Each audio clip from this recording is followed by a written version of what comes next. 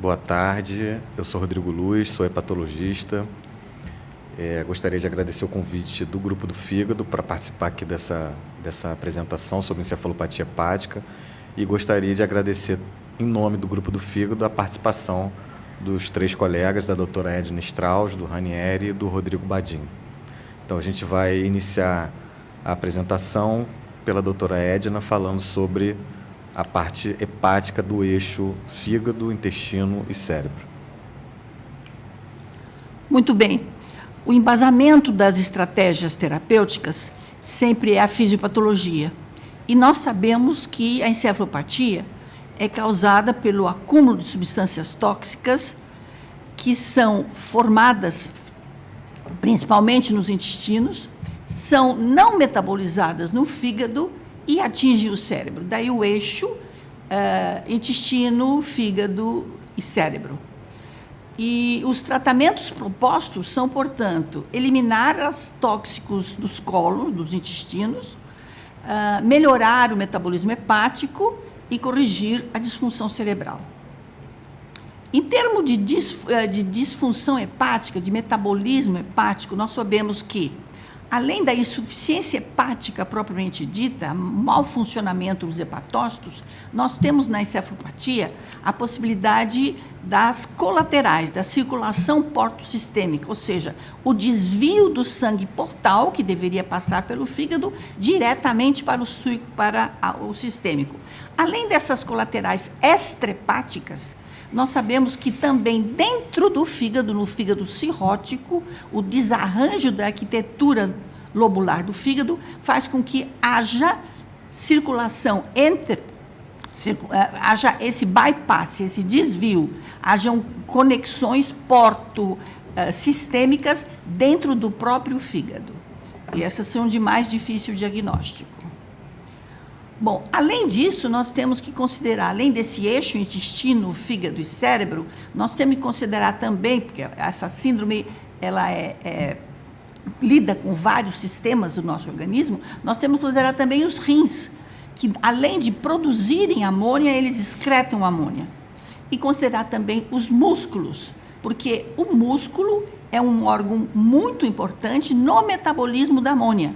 Então, o nosso cirrótico é muito importante para todos nós, sabemos, né, hoje em dia, principalmente com a esteatose, nós sabemos que a musculatura, a manutenção da musculatura é fundamental e o cirrótico vai perdendo o músculo e isso é muito ruim. Então, é fundamental nós mantermos o músculo para ajudar no metabolismo da amônia. Bom, a detoxificação da amônia, que se faz intrahepática, começa pelo hepatócito periportal. A amônia chegando nesse hepatócito, que é ao redor da veia porta, ela penetrando no hepatócito, ela vai até a mitocôndria, e na mitocôndria é o ciclo da ureia. Então, no ciclo da ureia, que vocês veem que tem ornitina, arginina e tudo isso, a amônia é transformada em ureia para ser eliminada. A amônia que não chega a ser transformada nesse hepatócito periportal, ela vai para o hepatócito perivenoso, então logo na saída. E ali ela não vai para a mitocôndria, ela fica no citoplasma e também a amônia pode participar da síntese da glutamina e daí se transforma em ureia. Então, essa forma de detoxificar a amônia que chega em excesso nos casos de encefalopatia, que vai ser explicado por outro colega. Além disso, nós temos que o zinco é um fator enzimático que ativa a glutamina, sintetase, e com isso diminui os níveis de amônia no fígado. Os níveis de zinco estão baixos na cirrose descompensada e há uma correlação inversa entre os níveis de zinco e os níveis de amônia.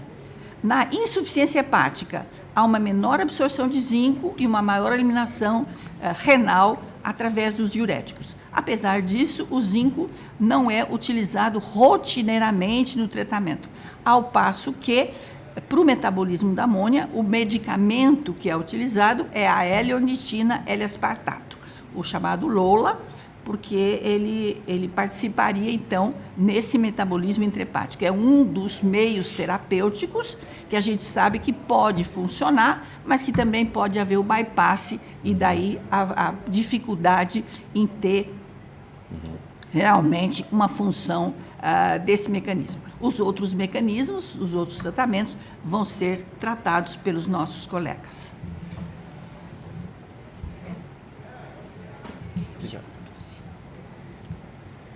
Então, bom dia, boa tarde, boa noite, no seu horário que a pessoa está assistindo. Queria agradecer à comissão pelo convite, prazer estar com o Ranieri novamente, Rodrigo Luz, que talvez seja uma das pessoas que eu mais devo na medicina, e é um prazer estar com a doutora Edna, que faz história na hepatologia. Eu vi muita coisa da senhora e gostei. Então, só para falar um pouquinho mais, que a doutora Edna já falou, focando um pouquinho mais em intestino, eu não vou me postergar aqui, porque já foi comentado. Uma das principais complicações da cirrose é a encefalopatia hepática. É um distúrbio metabólico caracterizado por alterações tanto cognitivos, psiquiátricos e motoras, e é dividido em dois grandes grupos, que é a encefalopatia hepática encoberta, que é diagnosticada apenas com testes psicométricos, é um mais desafiador, e a encefalopatia hepática clínica, diagnosticada facilmente pelo exame clínico. Aqui, só para falar uma recomendação do ISO, o guideline europeu, que a gente deve classificar a encefalopatia hepática sempre que possível, devido ao tipo. Tipo A é na insuficiência hepática aguda, B na pessoa que tem shunt porto-sistêmico, e C, que é o nosso foco aqui, é o que mais prevalece de longe, que são os pacientes cirróticos. E a gente deve sempre tentar graduar segundo o Ash-Heaven, principalmente quando for uma encefalopatia evidente, e se ela é episódica ou persistente, que isso pode mudar o nosso manejo da doença. Então, só para falar aqui, foi uma coorte dinamarquesa que acompanhou o paciente por 12 anos e mostrou que a encefalopatia hepática, das descompensações, é a que mais traz um desfecho ruim com o passar dos anos de mortalidade, ali representado pela linha vermelha, então denotando uma complicação muito grave e que às vezes a gente não trata ela da forma como deveria. Então, só falando aqui um pouquinho da fisiopatologia, esse slide foi fornecido pelo Rodrigo Luz, gentilmente. Então, paciente com cirrose tem uma obstrução no fluxo portal pela própria fibrose avançada. Isso vai cursar com hipertensão portal. Essa obstrução também vai fazer uma lesão por cisalhamento ali dos vasos portais. Isso vai produzir mais vasodilatadores, vai aumentar o fluxo portal, perpetuando a hipertensão portal. Isso também gera uma angiogênese mesentérica e o paciente ele fica com uma hiporresponsividade aos vasoconstritores. Então, mais um fator para manter a vasodilatação e a hipertensão do sistema porta. E essa obstrução no fluxo porta, junto com o fígado cirrótico, no intestino, que é o foco do que eu estou falando, vão acabar ocorrendo mais translocações bacterianas e vão liberar substâncias endotoxinas como fator de necrose tumoral, endotoxinas como interleucina 1B, interleucina 6. E isso daqui talvez seja o grande alvo aqui no intestino, na encefalopatia hepática. Então, a relação entre gravidade, cirrose e microbiota, ali na linha de baixo, é um andando ali da progressão da doença, paciente saudável, paciente compensado, descompensado, e aí mostrando as endotoxinas subindo conforme a gravidade da doença piora e caindo depois do transplante hepático. E a microbiota, a diversidade da microbiota, ela vai caindo conforme a doença progride. Então, a gente entende que as bactérias que produzem coisas boas diminuem e ela volta a ficar mais diversificada depois do transplante. E os ácidos biliares obedecendo ali também uma queda com a gravidade da doença e melhora após o transplante. Então, aqui a gente já falou, são só alvos terapêuticos, eu não vou me aprofundar muito. Só lembrando que no intestino existem probióticos que ainda estão em fase de mais estudo, assim como o transplante fecal, e a rifaximina, que é o grande antibiótico usado para alterar a flora microbiota e favorecer a redução da amônia, como a doutora Edna falou, e disacarídeos não absorvíveis, né, como a lactulose, que é o nosso maior exemplo, que ajudam, de outras formas, a reduzir a amônia intestinal, seja funcionando como um pré-biótico e favorecendo bactérias boas, seja com efeito catártico, entre outros. Então, aqui só um estudo bem rápido para não me postergar muito. O aumento da amônia pelo intestino favorece edema astrocitário, que vai ser falado mais para frente, a desbiose da microbiota intestinal, né, hepatopatia, altera a permeabilidade intestinal, favorecendo a translocação, como a gente falou, em endotexemia. Isso gera uma inflamação sistêmica através da liberação dessas substâncias já faladas e pode interromper a neurotransmissão, também favorecendo a encefalopatia hepática. A translocação bacteriana libera fragmentos bacterianos e outras substâncias que interagem com o sistema imune hepático, piorando a inflamação sistêmica e a neuroinflamação. E, por fim, altera a disfunção barreira hematoencefálica, isso pode agravar a encefalopatia. Aqui só, eu achei muito interessante esse estudo que foi estudado a microbiota individualizando o Ruminococcus gnavus, dava para prever que esse paciente iria responder pior à rifaximina, então talvez seja um alvo dos pacientes estudar a microbiota para individualizar o tratamento. E, por fim, os alvos terapêuticos principais são na modulação da microbiota intestinal, prebióticos como a lactulona, probióticos ainda não tem um estudo robusto, porque muda muitas formulações, antibióticos, principalmente a rifaximina, e o transplante de microbiota fecal, como já falado, parece que tem resultados promissores, mas ainda carece de mais evidência. Tá? E agentes anti-inflamatórios e terapia fágica para ter alvo bacteriano, como falado. Olá a todos, é um prazer estar aqui discutindo com grandes nomes aí de referência. A gente vai dar uma abordagem um pouco em relação à encefalopatia e o cérebro. O que é importante a gente destacar? Que o edema cerebral ele já acontece, né, e faz parte da condição fisiopatogênica, né, e patológica da encefalopatia hepática, e mesmo nas fases de encefalopatia mínima já existe detecção de edema cerebral e que esse edema ele vai aumentando subsequentemente nas fases posteriores da encefalopatia.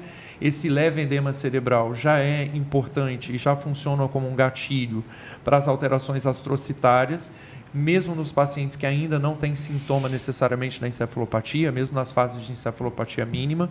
A amônia, como a doutora Edna e o doutor Rodrigo falaram, faz parte da indução do estresse oxidativo, né? Faz parte de um processo fisiopatogênico também da encefalopatia, e isso exacerba o edema cerebral.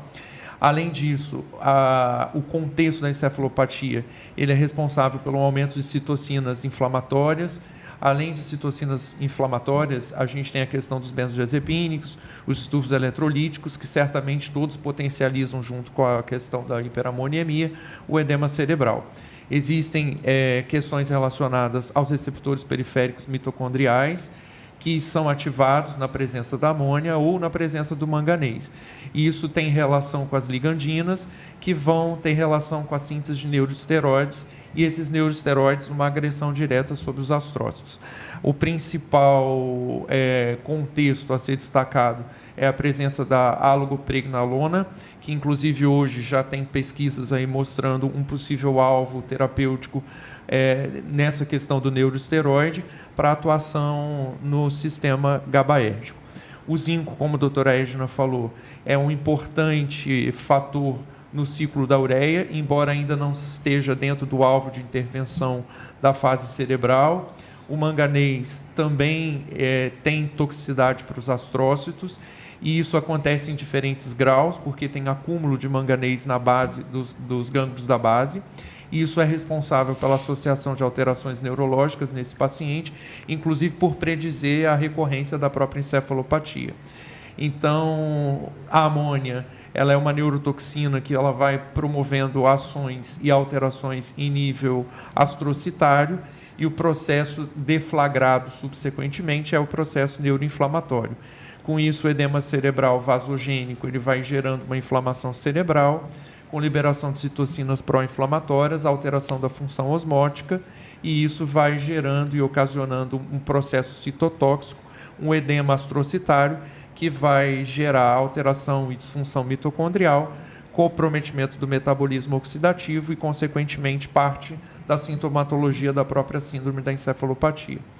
A amônia, arterial, embora a gente não a use como um parâmetro na nossa prática clínica muito frequentemente, níveis acima de 200 são níveis que aumentam e têm relação com a pressão intracraniana, inclusive com a predição da herniação encefálica, que é um desfecho bastante desfavorável nos quadros de encefalopatia hepática. Temos a relação da glutaminossintetase transformando amônia em glutamato, isso envolvendo o metabolismo e gasto energético, a TPase, e nesse sentido, a glutaminase ou a glutamina ativada pelo fosfato faz uma reação inversa, transformando a glutamina em glutamato em amônia.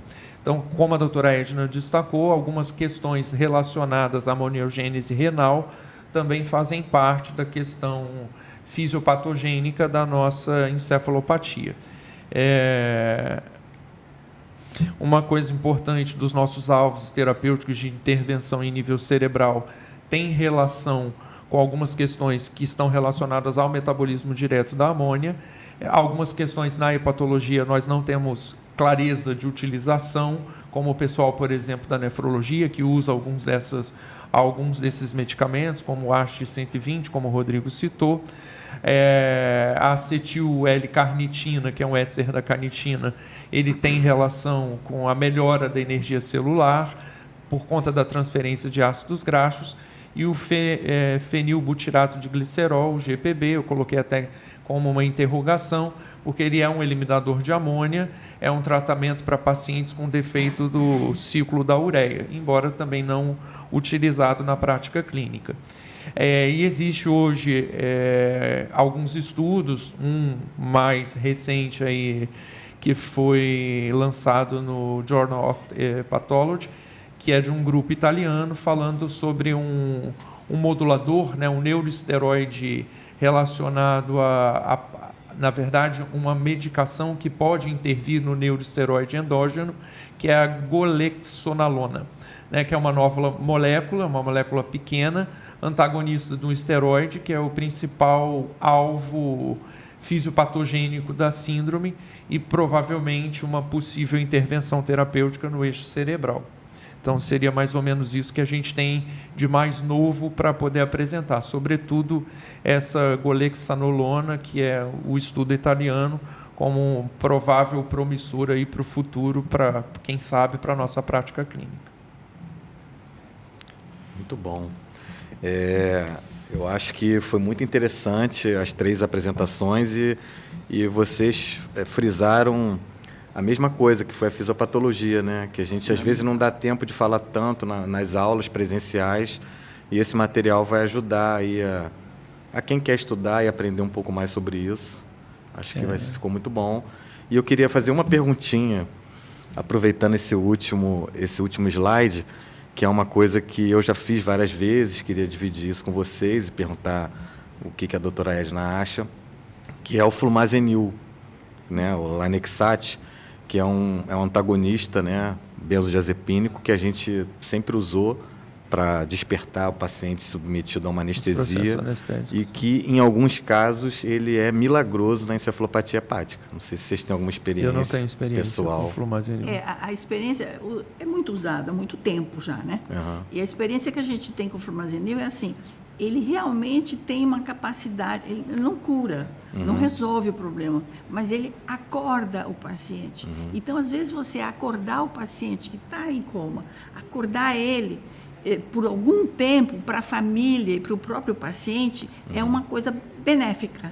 É o que é descrito classicamente na literatura, né? Você só usa nessas condições. Você não tem intenção com isso de curar o paciente ou de resolver a encefalopatia, mas existe um despertar. Não é em todo mundo que isso acontece, mas eventualmente, se a família está muito agoniada e o paciente em coma e precisava saber alguma coisa e tal, de repente ele pode ter um tempo, né, de lucidez para conversar com alguém ou conversar com a família, e depois a encefalopatia vai voltar, porque segue o seu ritmo normal, né? O seu caminho fisiopatológico. Você não vai resolver o problema. E o problema é, como ele muito bem explicou, o problema que acontece é cerebral, é uma neuroinflamação. né? Então, você resolver isso, a gente não chegou nesse ponto ainda. Isso aí é uma esperança, mas vamos ver o quanto isso vai impactar. vai funcionar realmente, né? Exatamente. Nos estudos clínicos. É um drama, né? Tem paciente que fica realmente quase em coma ou já em coma. Ou já né? em coma. E eu queria também fazer outra provocação, que é uma frase da doutora Sheila Sherlock, que ela falava que tinha duas opções. Ou o cirrótico ficava inchado e lúcido, ou seco e desorientado. E é mais ou menos isso que a gente vê, né? Então, diurético é um perigo. É um perigo. Não é? Até que se prova o contrário, todo paciente cirrótico tem algum grau de encefalopatia que a gente ainda não sabe. E às vezes é só falta de diurético para entrar na encefalopatia. Começou o diurético, você vai descobrir que ele tinha e você não sabia. Exatamente. Eu não sei se vocês conheceram um diurético chamado Edecrim, o nome do diurético.